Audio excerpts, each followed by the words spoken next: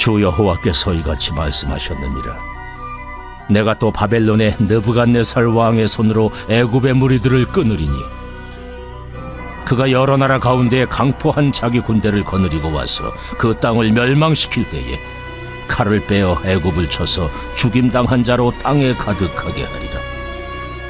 내가 그 모든 강을 마르게 하고 그 땅을 악인의 손에 팔겠으며 타국 사람의 손으로 그 땅과 그 가운데 있는 모든 것을 황폐하게 하리라. 나 여호와의 말이니라. 주 여호와께서 이같이 말씀하셨느니라. 내가 그 우상들을 없애며 신상들을 높 가운데에서 부수며 애굽 땅에서 왕이 다시 나지 못하게 하고 그 땅에 두려움이 있게 하리라. 내가 바드로스를 황폐하게 하며 소안에 불을 지르며 노나라를 심판하며 내 분노를 애굽의 견고한 성읍신에 쏟고 또 노나라의 무리를 끊을 것이라. 내가 애굽에 불을 일으키니 신나라가 심히 근심할 것이며 노나라는 찢겨 나누일 것이며 높나라가 날로 대적이 있을 것이며 아웬과 비베셋의 장정들은 칼에 엎드러질 것이며 그 성읍 주민들은 포로가 될 것이라. 내가 애굽의 멍에를 꺾으며 그 교만한 권세를 그 가운데서 그치게 할 때에 드함누에스에서는 날이 어둡겠고 그 성읍에는 구름이 덮일 것이며 그 딸들은 포로가 될 것이라. 이같이 내가 애굽을 심판하리니 내가 여호와인 줄을 그들이 알리라 하셨다 하라. 11째 해 첫째 달 7째 날에 여호와의 말씀이 내게 임하여 이르시되, 인자야, 내가 애굽의 바로 왕의 팔을 꺾었더니 칼을 잡을 힘이 있도록 그것을 아주 싸매지도 못하였고 약을 붙여 싸매지도 못하였느니라. 그러므로 주 여호와께서 이같이 말씀하셨느니라. 내가 애굽의 바로 왕을 대적하여 그 두 팔, 그 성한 팔과 이미 꺾인 팔을 꺾어서 칼이 그 손에서 떨어지게 하고 애굽 사람을 문나라 가운데로 흩으며 뭇백성 가운데로 해칠지라. 내가 바벨론 왕의 팔을 견고하게 하고 내 칼을 그 손에 넘겨주려니와 내가 바로의 팔을 꺾으리니 그가 바벨론 왕 앞에서 고통하기를 죽게 상한 자의 고통하듯 하리라. 내가 바벨론 왕의 팔은 들어주고 바로의 팔은 내려뜨릴 것이라. 내가 내 칼을 바벨론 왕의 손에 넘기고 그를 들어 애굽 땅을 치게 하리니 내가 여호와인 줄을 그들이 알리라. 내가 애굽 사람을 나라들 가운데로 흩으며 백성들 가운데로 해치리니 내가 여호와인 줄을 그들이 알리라. 할렐루야. 오늘도 에스겔의 이 예언의 말씀이 우리들에게 교훈하는 가치들을 깊이 헤아리실 수 있으시기를 축복합니다. 우리는 지금 에스겔에게 주신 이 신탁의 말씀들을 통해서 무려 3일간이나 되는 시간을 할애하며 특별히 이 애굽의 심판과 관련된 이야기를 살펴보고 있습니다.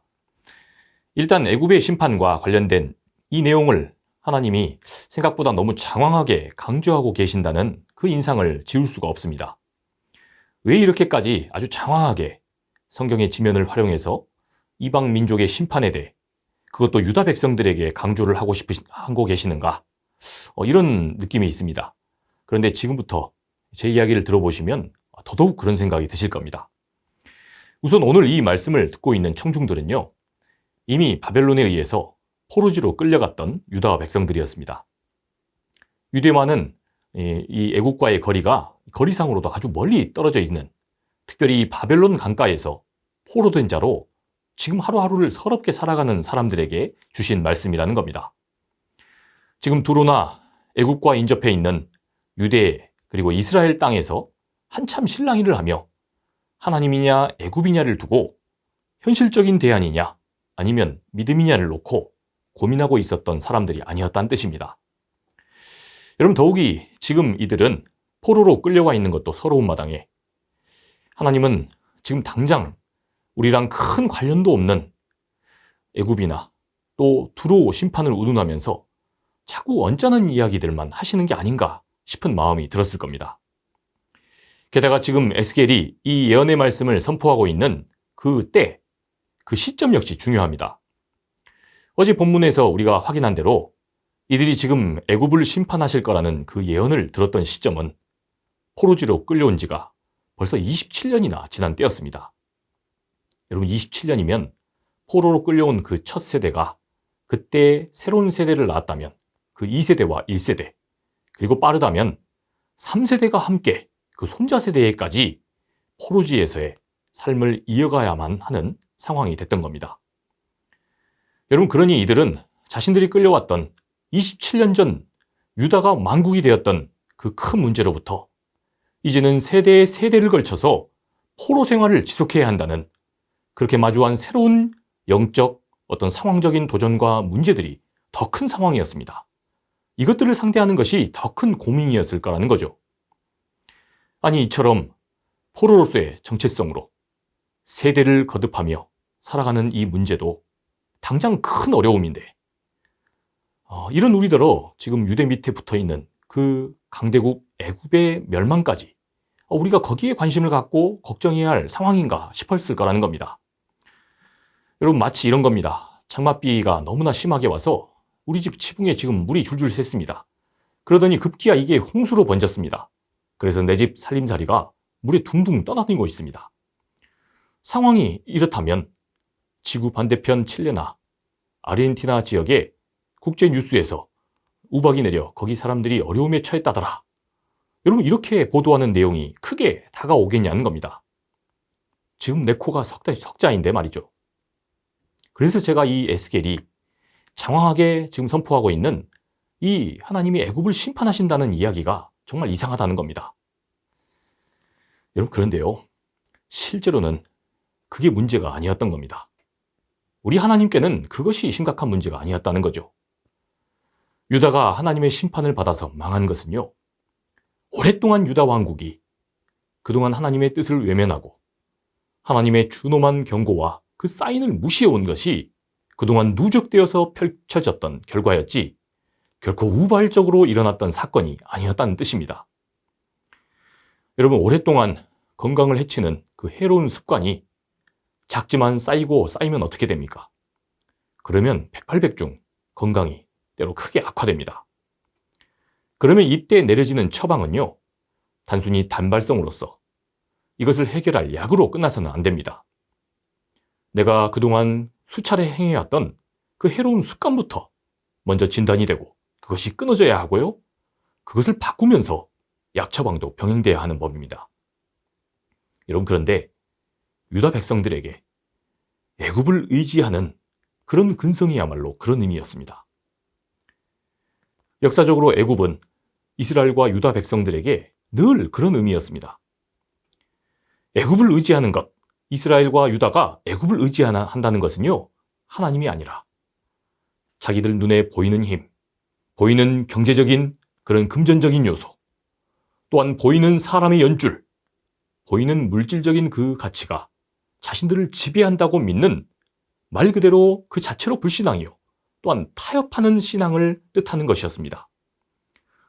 동시에 현실적인 도전, 또한 세속적인 도전에 그대로 무릎을 꿇는 그런 의미였다는 겁니다. 여러분, 가만히 생각해 보십시오.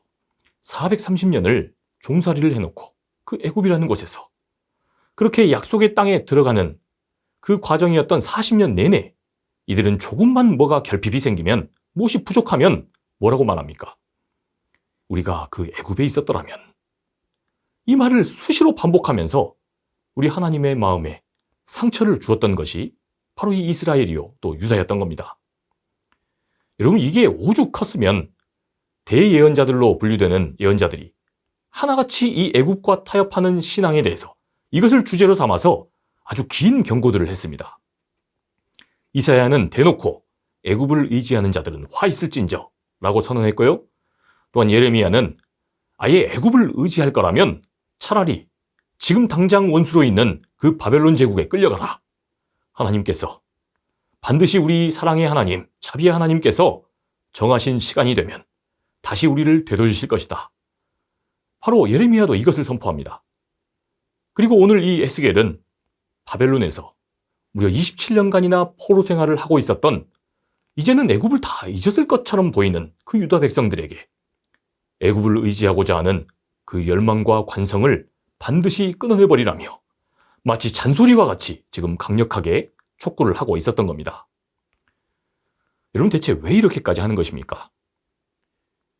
장차 예레미야가 예언한 대로 하나님께서 정하신 그 70년이 지나게 되면 이들은 다시 해방되어서 유대로 돌아가게 될 겁니다. 그런데 그렇게 유대로 다시 돌아간다고 해도 이들이 만일 끊임없이 역사의 주관자 되시는 우리 하나님이 아니라 자신들의 눈앞에 보이는 힘, 보이는 그런 질서, 이것들을 의지함으로 그 애굽을 지향할 근성이 여전히 남아있다면 여러분 어떻게 되겠습니까? 그렇게 되면 이들은 또다시 문제를 만날 때마다 여지없이 실패하고 말 것입니다. 반드시 그렇게 되고 말 거라는 겁니다. 하나님이 이러한 우리의 체질을 아시는 겁니다. 여러분, 그래서 하나님은 예언자 에스겔을 통해 강하게 선포하십니다. 장황하게 말씀하시는 겁니다. 10절과 11절 말씀대로 하나님은 이미 당신의 도구 바벨론 왕 느부갓네살을 통해서 애굽 땅을 멸망시키시려고 작정하셨습니다.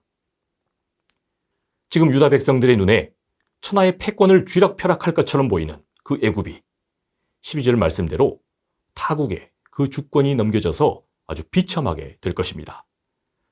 또한 13절 이하의 말씀대로 애굽을 움직이는 그 모든 정신적 근간이 되었던 그 우상들과 또한 그 신들, 그 땅들이 불타고 아주 황폐하게 될 것입니다. 급기야 놉과 바드로스와 또한 소안과 노, 그 애굽에 화려했던 대도시들이 다 불타고 무너져 그 주민들은 포로로 끌려가게 될 것입니다.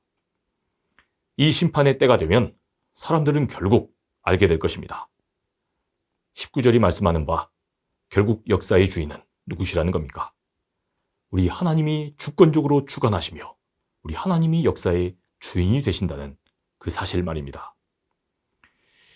여러분, 오늘 이 말씀에서 아주 흥미로운 한 가지 사실은, 그리고서는 갑자기 에스겔은 20절에서 다시 바벨론 포로로 끌려온 그 상황, 11년 하고도 1개월 그리고 7일이 지난 그 시점으로 돌아간 그 시점에서 다시 예언을 합니다.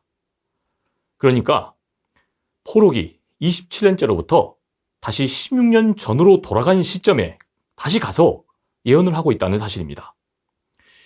아니, 대체 무슨 의도로 에스겔은 이렇게 자신이 신탁을 받은 그 예언의 메시지를 이 시대적으로 뒤죽박죽 섞어 놓았냐 싶은 마음이 드는데요. 여러분, 그런데 여기서 우리는 오히려 더 큰 도전을 받게 됩니다. 여러분, 지금 에스겔이 갑자기 돌아간 그 과거의 시점, 지금 포로로 끌려온 지 27년째로부터 다시 포로로 끌려온 지 11년째 되는 그 해로 돌아갔던 그 시점은 예루살렘이 이제 함락되기 3개월 전의 시점입니다. 여러분, 이때는 바람 앞에 등불과도 같이 유다가 완전히 패망하기 직전 시기였습니다. 이때 유다인들은 함락 직전이 된 이 위태로운 예루살렘 성전을 바라보며 반드시 그제라도 결단해야 했습니다. 역사가 비록 자신들의 과오로 인해서 나락의 길로 가고는 있었지만, 그러나 늦게라도 우리 하나님의 주권을 믿는 신앙을 다시 회복해야 했습니다. 여기에 유다가 살 길이 있고 또한 소망이 있는 법이었습니다. 눈앞에 보이는 그 강대국 애굽을 어떻게든 타협하고 또 의지해서 지금 당장 이 위협이 되는 바벨론을 급하게 피하겠다고 애굽을 붙들 것이 아니라 누구를 붙들어야 합니까? 우리 하나님을 찾고 자신들의 그 삶을 다시 복귀하며 만국에 이르게 된 원인을 그 첫 단추부터 다시 끼워가며 우리 하나님 앞에서 점검을 했어야 했던 겁니다. 여러분, 바로 이것이 지금 오늘 말씀에서 에스겔이 의도하고 있는 그 의도의 핵심입니다. 포로기 27년, 이미 만국의 역사를 맞이해버리고서야 그렇게 뒤늦게 깨달을 것이 아니라 되돌릴 수 있을 때, 애굽이 아니라 다시 우리 하나님을 붙들고 아직 기회가 있을 때 돌이켰다면 더 많은 소중한 것들을 잃어버리지 않았을 거라는 겁니다. 그러니 더 큰 낭패를 보기 전에 돌이키면 살 길이 우리 하나님 안에서 열려 있었을 거라는 게 바로 그 유다의 상황이었다는 겁니다. 사랑하는 성도 여러분, 어쩌면 우리도 오늘 아침 지금 이런 기로에 서 있는지 모릅니다.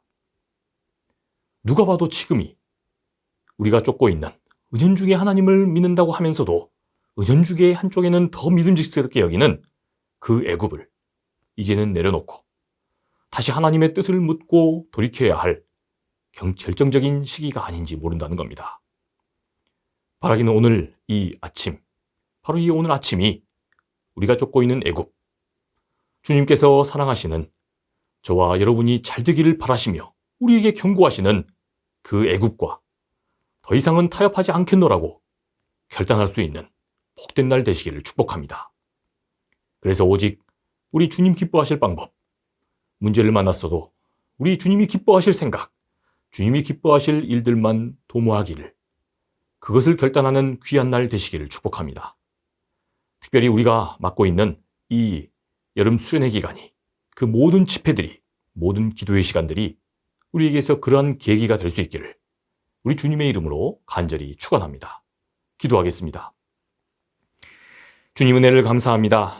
이 아침 시간에 우리가 믿고 의지하고 있는 그것이 하나님이 아니라 여전히 정말 현실적으로 그럴싸해 보이는 것, 또 그럴싸해 보이는 그런 연줄, 그러한 물질, 또한 그러한 여러 가지 세상 것들이 그러한 애굽이 아닌가를 돌아봅니다.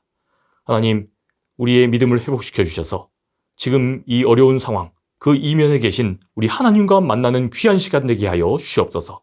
그래서 오늘 하루를 우리 주님 기쁘시게 할 일들만 가득 채워나가는 우리들의 삶이 되도록 역사하여 주시옵소서. 우리들의 모든 시간 하나님께서 함께하여 주실 줄 믿사오며 사랑이 많으신 우리 구주 예수 그리스도의 이름으로 기도합니다. 아멘.